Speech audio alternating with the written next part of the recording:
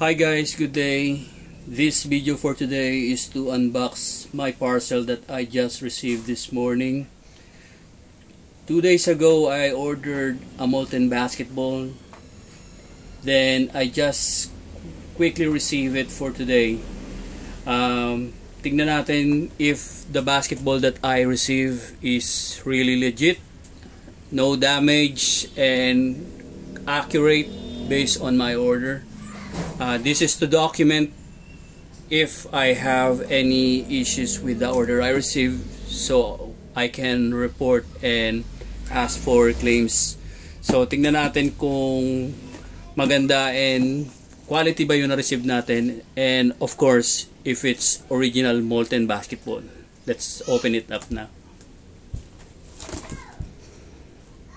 So dahan-dahan natin bubuksan. Unfortunately guys, wala akong cutter, but I have a scissor here to open the parcel. If you notice, yung parcel nakabalot pa yan ng plastic aside sa box na ginamit. So tingnan natin. Siguro naman sa gunting walang madadamage na mahalagang bagay, especially yung bolang in order ko. That's why I also decided to use a scissor instead and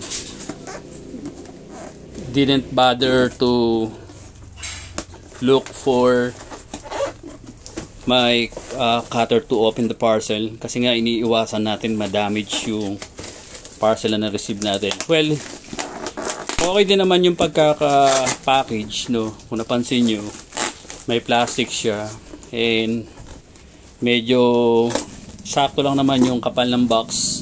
And kanina pagtuso ko, hindi naman, akala ko umabot na dun sa bola, pero hindi naman. So tingnan natin.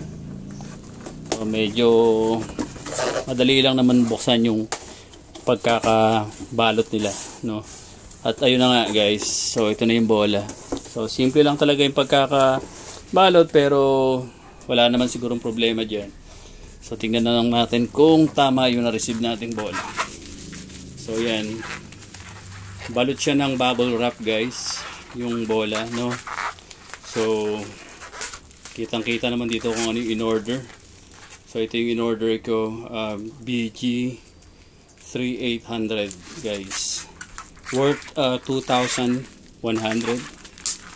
Pero dahil nakuha ko siya sa payday sale, nakuha ko talaga siya ng murang-mura guys, no? So yun din yung benefit na makukuha mo talaga kapag umorder ka during sale.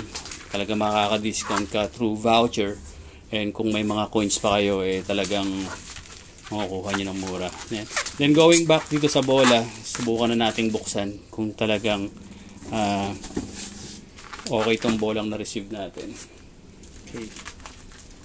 And I believe this is really an original ball, kasi nga naman talagang sa flagship tayo bumili ng bola, sa mismong official store. Guys, pag-ingat nga pala kayo sa pagbili ng mga bola, no? Kasi may mga nagki-claim official store daw sila, no? Original daw yung binibenta nila, pero kung magbabasa ka sa mga review, marami talaga nagrereklamo, marami nakakapansin na fake and madali masira yung bolang na-receive nila, kasi nga naman hindi naman official yung nagbebenta, and talagang magtataka ka bakit napakamura, no? So kaya mag-ingat din. Kaya mas mabuti pa talaga bumili ka na lang talaga sa official dealer or sa official store. Yun. Kung napansin nyo guys, no? So after nitong bubble wrap, no, meron pang plastic mismo yung bola.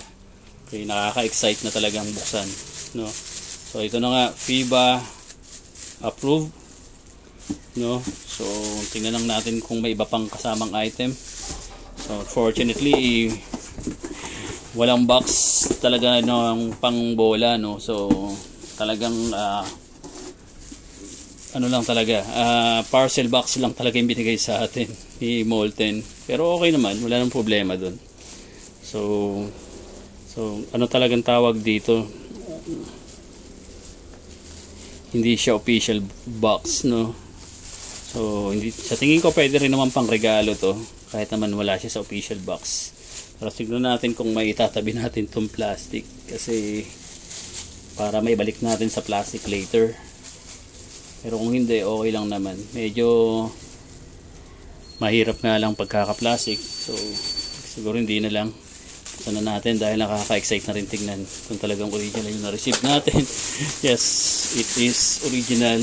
Based pa lang sa texture, talagang kitang-kita na original yung bolang na-receive natin, guys. Yan. So, FIBA approved, no? Molten. Okay. 2 tones, no? So, red, brown, or